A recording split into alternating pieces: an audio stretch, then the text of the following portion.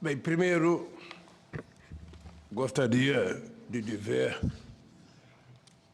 às autoridades aqui presentes, suas altezas, aos presidentes, aos primeiros ministros, de que a natureza ela continua dando demonstração de que nós precisamos cuidar dela com muito mais carinho.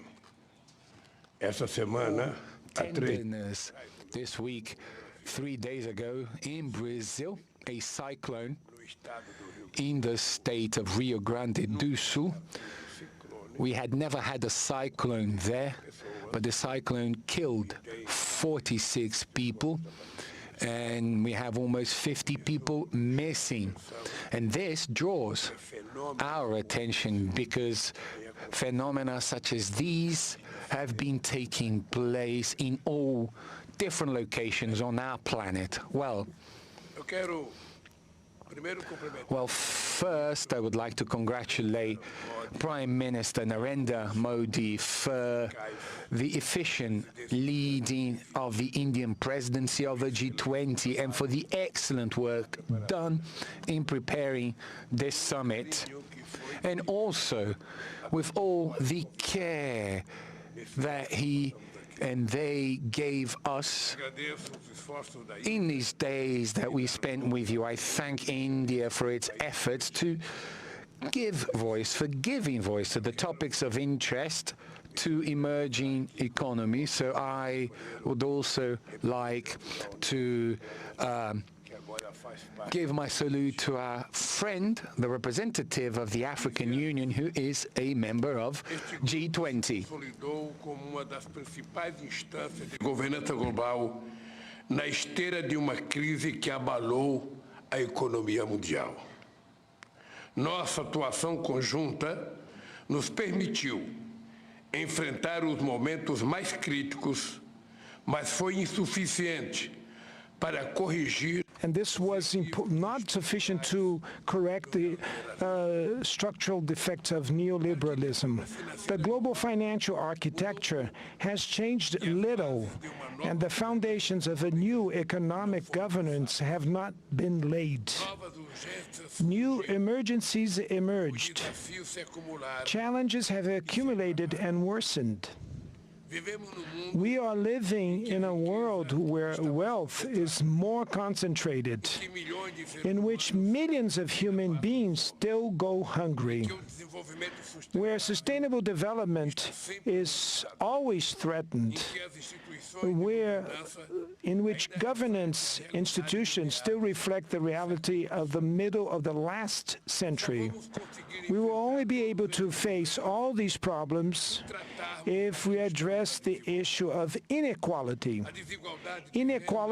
of income, access to health care, education, food, gender, and race, and also of representation is at the origin of all these anomalies.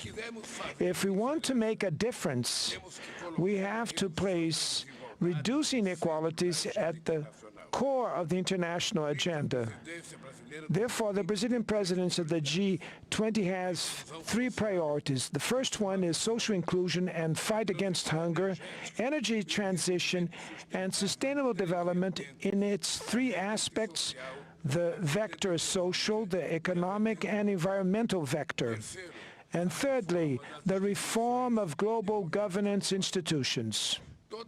All these priorities are part of the Brazilian presidency motto, which says, building a fair world and a sustainable planet.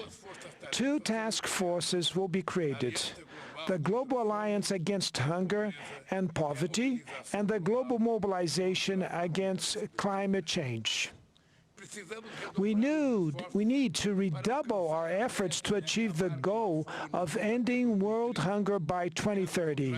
Otherwise, we will be facing the biggest multilateral failure in recent years. Acting to fight climate change requires political will and determination from the rulers, as well as resources and technology transfer. We want greater participation of the emerging countries in the decision-making process of the World Bank and the International Monetary Fund. The unbearable foreign debt of the poorest countries needs to be addressed. The WTO must be revitalized and its dispute settlement system must start working again. To regain its political strength, the UN Security Council needs to count on the presence of new developing countries among its permanent and non-permanent members. The international community looks at us with hope because we bring together economies from emerging countries and developed countries in the G20. We represent 80% of the global GDP, 75% of exports, and around 60% of the world's population. To ensure that the G20 acts in an inclusive and coherent manner, Brazil intends to organize work around three general guidelines. First, we will make the political and financial paths work in coordination and in a more integrated way. There's no point in agreeing on the best public policy if we do not allocate the necessary resources for its implementation. Second, we have to listen to civil society. There are no governments without civil society. The Brazilian presidency will ensure that engagement groups have the opportunity to report their conclusions and recommendations to government representatives. Thirdly, we cannot let geopolitical issues hijack the discussion agenda of the various G20 levels. We are not interested in a divided G20. Only through joint action may we face the challenges of our days. We need peace and cooperation instead of conflict. The path that will take us from New Delhi to Rio de Janeiro will require a lot of dedication and commitment from everyone. The technical groups and the preparatory ministerial meetings will be hosted in several cities in all our 5 regions of our country. For that reason, we will welcome the members of the G20 with open arms. And we need effectively the support of all the people here, including the track record of this successful summit meeting that was hosted by our dear country that is India. I will be very much honored to welcome you all to the Rio de Janeiro summit in November of 2024. And before I hand the hammer here, I would like to thank very much to Prime Minister Modi and to thank to the Indian people for the competence that they had for organizing this event. And I would like to say, Prime Minister Modi, that I personally am very much touched emotionally when I want to pay a homage to our dear Gandhi, that we paid a homage today. Everybody knows that in my political life, Mahatma Gandhi has great meaning because the struggle with nonviolence was a role model that I followed for many decades when I was in the labor movement. And that's why I'm very much touched and emotional and I'd like to thank you for the opportunity to pay this homage that we did today.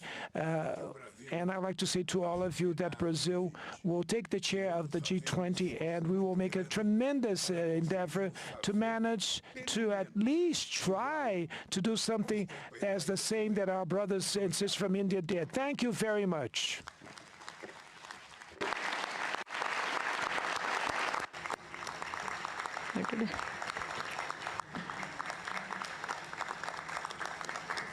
Your Highnesses, Excellencies, जैसा आप सब जानते हैं, भारत के पास नवंबर तक G20 presidency की भी जिम्मेदारी है।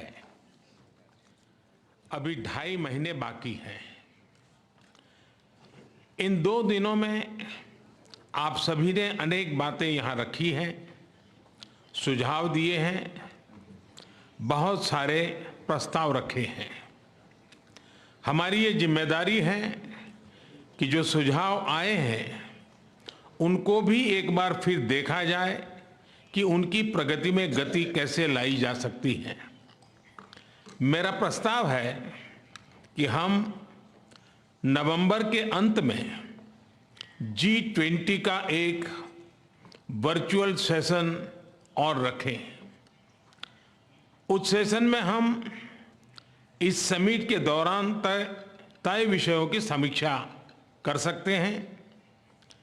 इन सब की डिटेल्स हमारी टीम आप सभी के साथ शेयर करेगी। मैं उम्मीद करता हूं कि आप सब इससे जुड़ेंगे। योर हाइनेसेस, एक्सेलेंसीज, इसी के साथ मैं G20 समिट के समापन की घोषणा करता हूं। One earth, one family, one future का रोड मैप सुखद हो। स्वस्ति अस्तु विश्वस्य, यानी संपूर्ण विश्व में आशा और शांति का संचार हो। 140 करोड़ भारतीयों की इसी मंगल कामना के साथ आप सभी का बहुत बहुत धन्यवाद।